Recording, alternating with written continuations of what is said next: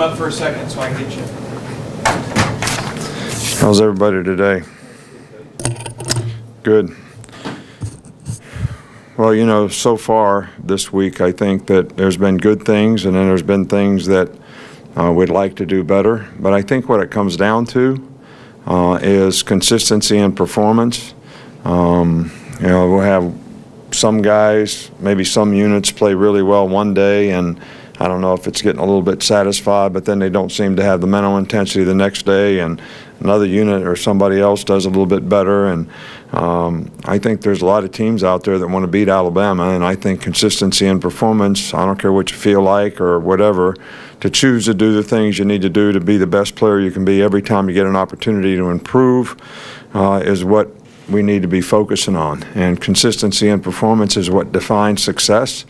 And if you want to be successful, you need to be more consistent in your approach to how you go about doing things, what you do, how you do it, every day, every opportunity you get a chance. So, you know, that's kind of what we're really, you know, kind of trying to focus on.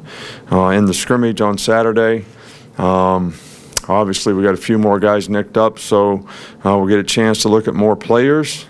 But I think the same thing goes in the scrimmage. You know, who can play with the kind of intangibles that we want to play with? Coach is not out there getting on you to run to the ball. Coach is not out there to finish plays, tell you to finish plays. Nobody's telling you what to do. Can you play with the kind of energy, effort, enthusiasm, toughness, discipline to execute your job? And how many guys can do that, and who can do it? You know, that's going to be what we're going to try to accomplish.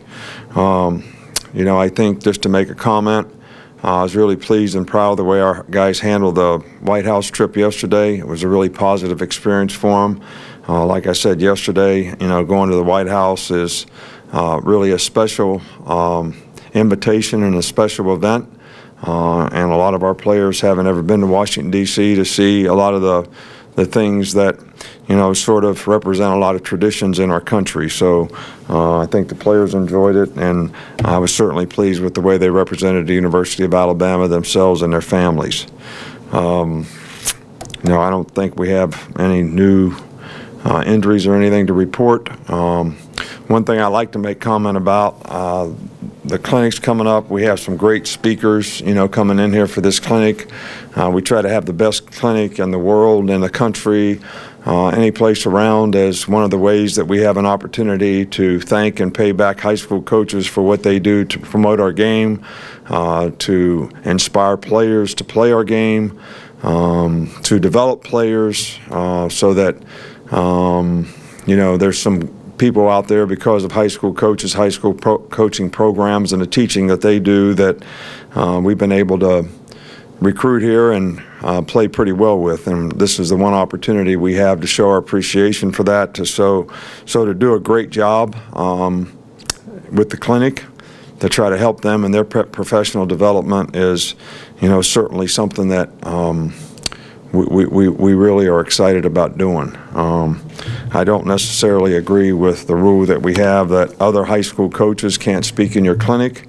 I think it's good for them to share professional knowledge, you know, that helps the development, you know, of other colleagues. But it is what it is, and but we've got a really good lineup of, you know, great coaches: Doug Peterson, Mike McCarthy, Dana Holgram, Kevin Elko, Jeff Collins, Neil Brown, Ron Zook. We got a lot of really good, you know, speakers here, high school, college, not high school, but college and pro. So, and our staff will do a really good job of trying to help those coaches as well. Starting back with Cecil. Coach, we asked Saturday about the offensive line, and it was hard for you to have an impression just coming straight off the field, but have you had a chance to review how they played and how they progressed so far this spring? Well, you know, I read in the paper today how the defensive line took advantage of them in pass rush. I don't know where that came from. I don't know where you got your information from. So I don't know why I should have to comment about it. It seems like you guys already know. You got your secret information. You know, somebody's going to cost somebody their job around here, because if I find out that anybody's ever telling you guys something they ain't supposed to tell you, it's not going to be good. But I thought the offensive line really did a pretty good job in the scrimmage, to be honest with you. We moved the ball effectively, had a lot of passing situations where the defensive guys got to tee off on them and run a lot of pass rush games. So maybe we got a little more, pressure, but we got a couple guys that are pretty good rushers. So it's good that they challenged each other, but we also made a lot of explosive plays on offense throwing the ball. So might not have been as consistent as we'd like for it to be in pass protection, but it was still pretty good. But I mean, I think, maybe you might be able to get more information from some of your colleagues. They seem to have it. Back down front here with Mark. What do you see from Raekwon Davis as he enters his third year, and what kind of personality does he bring to the team? Well, I think when Raekwon is really motivated and wants to play and gets excited about playing and plays with good technique and has the mental intensity that we'd like for him to have, he's really a consistent performer and plays really well. But I think that's the challenge, to get him to play with that kind of consistency all the time. And he's played a lot of good football here, and we want him to continue to improve, and I think he has. In the middle with Michael. Yes, how would you assess the defensive backs at this point in spring? Well, we have a lot of inexperienced guys there, so it's been a little bit of a work in progress, and I think guys have made improvement. Are we where we need to be? Not really. We got a long way to go. Am I disappointed in the progress? No. But, I really enjoy the challenge of trying to coach the guys, Trayvon missed 4 or 5 practices, but he's back practicing now, so I think that'll be good for his development. But all in all, we've got some young players coming in, and there's no doubt that we're going to have to use some of those guys for some depth at some of our positions in the secondary. Over here on the right with Charlie. How have you seen both Mack Wilson and Dylan Moses kind of step up, both on and off the field, as the signal callers of your defense? Well, I think both of those guys have, really good ability.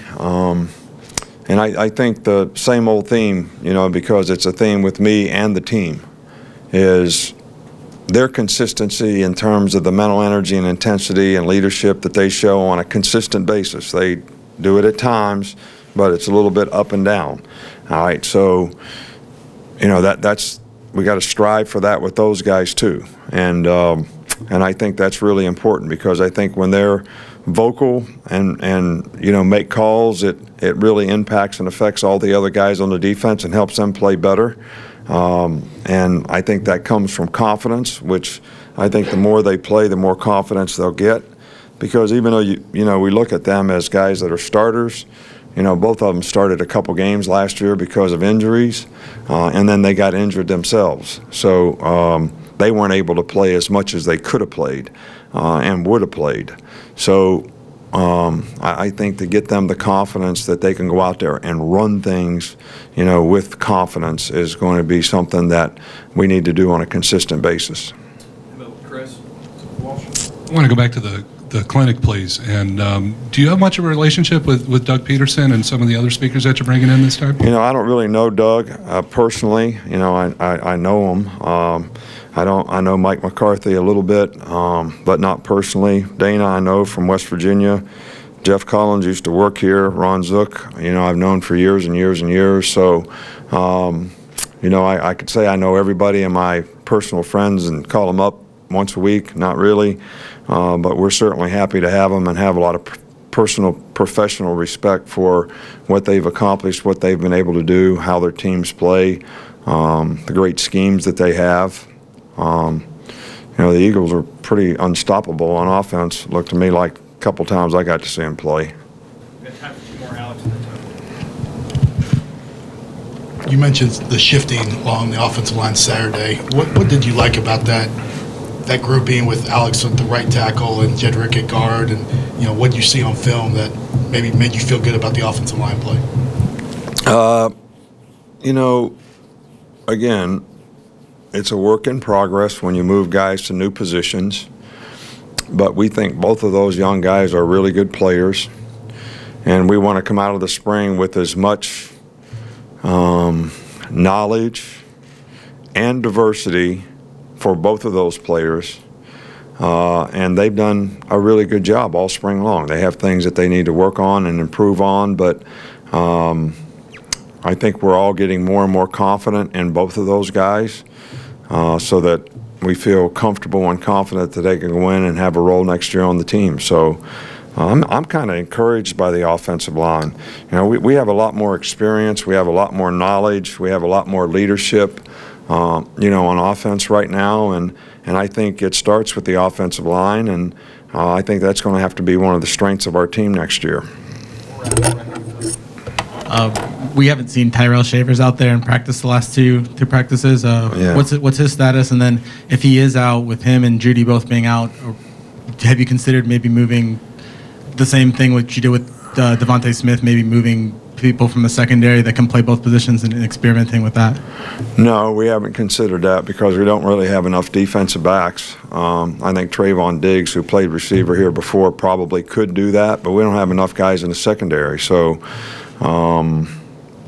you know, we just don't have enough skilled people out there right now. With those guys both injured, Tyrell Shavers hurt his toe,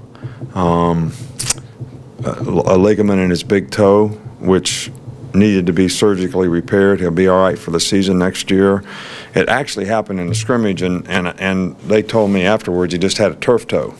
All right, so nobody thought it was that big a deal, but you always do MRIs on things like that, and I guess it was a little worse than what they initially thought. So he'll be out for the rest of the spring. Jerry will be out for the rest of the spring. We just, you know, I said this before, we don't have as many guys out there as we usually have, and we have more guys that are out because of injuries than we usually have. Thanks, Coach. All right, thank you.